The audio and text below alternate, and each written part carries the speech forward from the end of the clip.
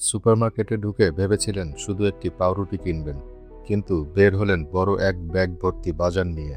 কিন্তু এটি আপনার ভুল নয়।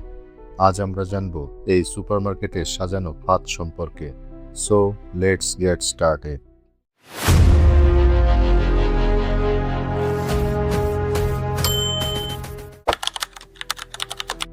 সুপারমার্কেটে ঢোকার সাথে সাথেই দেখবেন ফুল, তাজা ফল বা বেকারির মিষ্টি ঘ্রাণ রাখা হয়, কারণ এটি আপনার মস্তিষ্কে খিদে ও ভালো লাগার এক অনুভূতি তৈরি করবে, যা আপনাকে কেনাকাটার জন্য উৎসাহিত করে থাকে।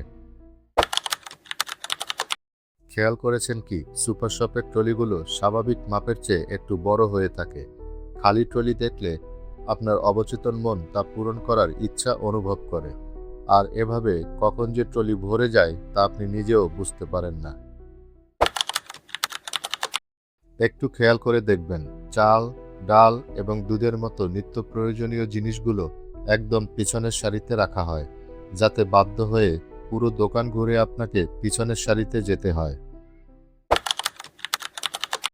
খেয়াল করে দেখবেন, যেসব পণ্যে প্রফিট মার্জিন খুব বেশি থাকে সেগুলো চোখের সামনেই রাখা হয়, আর সস্তা বা দরকারি পণ্যগুলো সবসময় একদম নিচের বা উপরের তাকে রাখা হয়।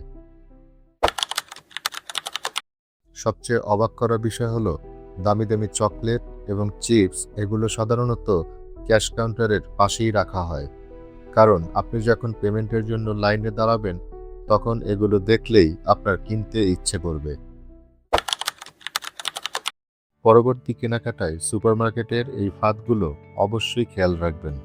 আর এরকম আরও চমকপ্রদ ও ইনফরমেটিভ ভিডিও পেতে এখনই চ্যানেলটি সাবস্ক্রাইব করে রাখুন।